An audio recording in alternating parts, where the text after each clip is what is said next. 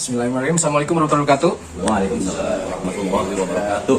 Selamat sore Pak Tri, apa kabar Pak? Selamat sore, kabar baik. Oke, Alhamdulillah Pak Tri sudah hadir di GSG. Untuk kegiatan sore ini kita dari panitia akan melakukan interview kepada calon ketua RW 13. Ada beberapa pertanyaan yang sudah kami siapkan. Nah, pertanyaan tersebut terdiri dari yang dihimpun oleh para ketua RT di lingkungan RW 13. Satu RT mendapatkan jatah pertanyaan, 2 pertanyaan maksimal. Jadi total ada 12 pertanyaan yang sudah kami panitia siapkan yang dihimpun dari para masing-masing ketua RT. Oke, kita lanjut ya. Sebelumnya mohon Pak Tri untuk memperkenalkan diri secara singkat saja Pak. Pak Tri ini siapa, tinggal di mana? Monggo silakan Pak Tri. Baik, assalamualaikum warahmatullahi wabarakatuh. Waalaikumsalam warahmatullahi wabarakatuh. Baik, perkenalkan identitas saya, nama saya Sutriyono.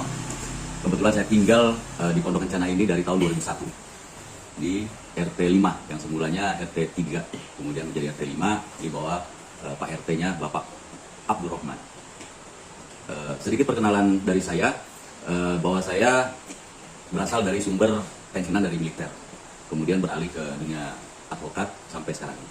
Saya kira simpel aja seperti itu perkenalan dari saya. Terima kasih. Kita lanjut ya Pak atas pertanyaannya. Mungkin pertanyaan pertama dari RT 1 Pak. Ada 2 pertanyaan yang sudah disiapkan oleh tim RT 1. Yang pertama, jadi kita sifatnya kita bertanya Bapak langsung menjawab ya Pak ya. Baik. Okay. Dan tidak ada timbal baliknya dari kita nantinya. Oke. Baik, pertanyaan pertama adalah terkait dengan kegiatan PKK dan Karang Taruna. Apa saja program dari kepengurusan Bapak nantinya bila mana Bapak menjadi ketua RW 13? Monggo silakan Pak. Baik, saya jawab pertanyaan dari RT 1 mengenai kegiatan apa yang akan dilaksanakan PKK maupun Karang Taruna. Yang pertama untuk PKK itu sendiri. Untuk PKK kedepannya saya sudah mempunyai rencana untuk membuat kelompok wanita tani dengan membuat sektor pertanian tanpa ada lahan area terbukanya. Dan kita sudah diskusikan dengan rekan-rekan, insya Allah atas dukungan nantinya ke depannya mungkin para pengurus RT dan mungkin istrinya bisa bekerja sama untuk pengelolaan sektor pertanian tersebut. Sedangkan untuk Karang Taruna kita optimalkan untuk dia membuat program kegiatan yang namanya PHBN atau Perayaan Hari Besar Nasional. Kita coba untuk Karang Taruna untuk penyiapan dalam setahun itu apa saja PHBN yang bisa dilaksanakan, mereka membuat rencana dan anggarannya seperti apa, kemudian kita diskusikan dengan pengurus RT. Sehingga keputusan yang diambil ini bukan keputusan semata-mata hanya dari KRW-an, karena KRW-an itu sendiri sebenarnya hanya koordinator dan fasilitator terhadap pengurus-pengurus RT yang ada. Demikian. Baik, selanjutnya untuk pertanyaan kedua, bagaimana pendapat Bapak mengenai Fasum yang ada di lingkungan RW 13 seperti lapangan dan gedung serbaguna ini? Apa rencana ke depannya terhadap Fasum tersebut? Nah, kembali ke masalah Fasum, sampai detik ini sebenarnya untuk Pondok Kencana sendiri masih abu-abu. Karena perumahan ini belum diserahkan secara resmi ke Pemda. Sehingga Fasum yang dikatakan Fasum sekarang sebenarnya masih benar atau tidak kita masih belum tahu. Tapi saya akan berupaya untuk mengejar ke level pemerintahan yang lebih atas untuk bagaimana caranya supaya perumahan ini bisa diserahkan, kemudian jelas Fasum-Fasumnya yang mana. Sehingga penggunanya itu bisa lebih bermanfaat untuk warga. Demikian. Oke, selanjutnya pertanyaan dari RT 2. Pertanyaan pertama, apakah yang akan dilaksanakan ketua RW yang baru terkait skala prioritas pembangunan di RW 13 selain jalan? Prioritasnya adalah kita berusaha selain jalan ya. Kalau jalan itu alhamdulillah kita sudah dapat jatah setiap tahun dan itu akan kita desak terus setiap waktu ke kelurahan untuk meminta jatah tersebut. Berbicara Fasum berarti kembali lagi kepada contohnya gedung posyandu. Itu merupakan Fasum yang harus disiapkan. Kenapa? Karena kok RW 13 tidak punya posyandu. Tinggal kita mau tahu di kelurahan tahapannya seperti apa sampai kita bisa mendapatkan posyandu tersebut. Jangan sampai seperti yang sudah ada kegiatan posyandu dilaksanakan di gedung serbaguna, padahal harusnya terpisah. Baik, selanjutnya pertanyaan kedua terkait dengan manajemen keuangan di RW 13 yang akan Bapak pimpin. Bagaimana pengelolaan keuangan yang akan dijalankan? Apakah akan sama seperti manajemen keuangan RW 13 yang lama? Mohon penjelasannya Pak. Baik, saya jelaskan di sini untuk tata kelola keuangan kita mengacu pada aturan pemerintah di mana sistem yang sudah berjalan sekarang yaitu dengan sistem desentralisasi. Sehingga pola pengaturan keuangan itu dikelola oleh RT masing-masing dengan kesepakatan bersama sektor-sektor apa saja yang nanti dari KRT menyerahkan kepada pihak KRW-an. Sehingga pure pengelolaan keuangan itu dikelola murni oleh RT masing-masing. Selanjutnya pertanyaan dari RT 3. Seandainya Anda terpilih jadi ketua RW 13, ada beberapa permasalahan pendudukan dan lingkungan sangat kompleks, mulai dari latar belakang ekonomi, budaya, pekerjaan, dan lainnya. Pertanyaannya adalah, apakah langkah strategis Anda untuk memberdayakan penduduk yang pendidikannya baik dan ekonomi ke atas mendukung kegiatan KRW-an? Dan bagaimana pula untuk memperbaiki penduduk yang latar belakangnya lemah, sehingga apa perubahan yang lebih baik ke depannya?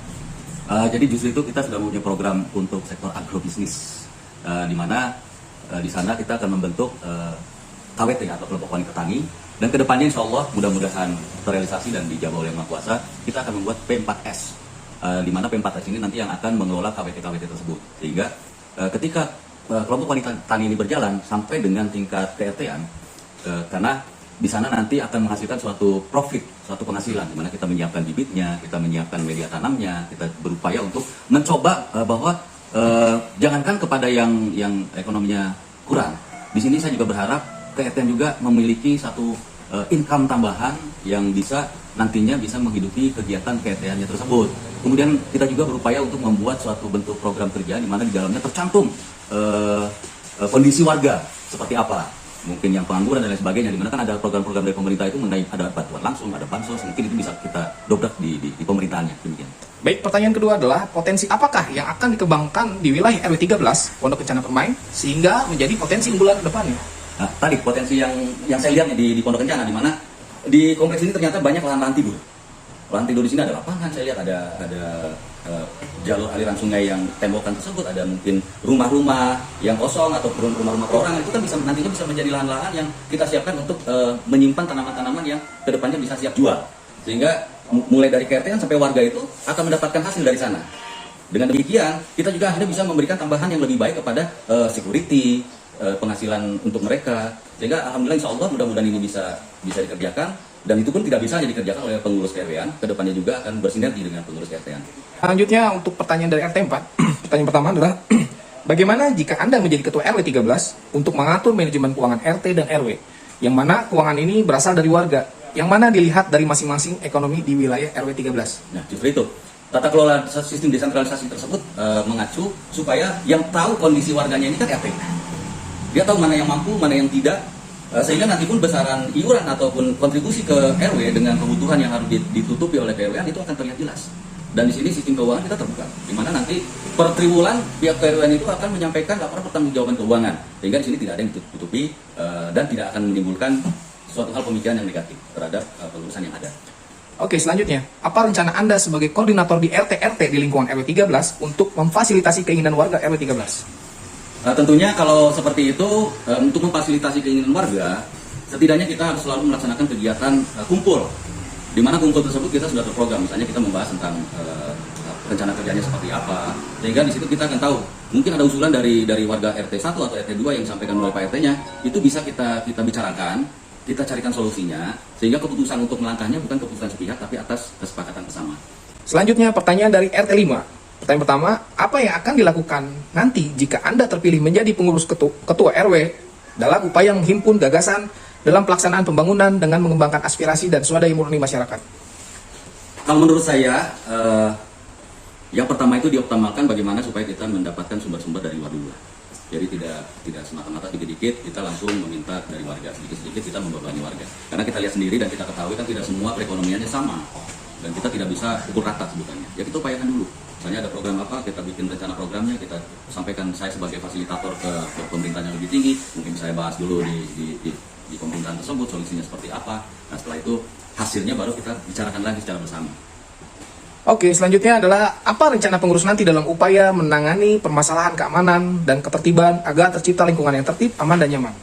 Kalau untuk rencana sektor keamanan, nantinya kita coba untuk tunjuk seorang untuk menjadi koordinator keamanan, di mana koordinator keamanan ini supaya mempunyai tanggung jawab terhadap sektor keamanan tersebut, kita berikan suatu penghasilan sektor keamanan, dan dia akan kita press, kita tekan dan kita tegaskan untuk bersifat tegas juga terhadap para anggotanya, sehingga jangan sampai terjadi satpam kok malah takut. Bukan berarti satpam ini harus berani ngawur, artinya semuanya bisa terkelola dengan baik, terarah, dan terukur.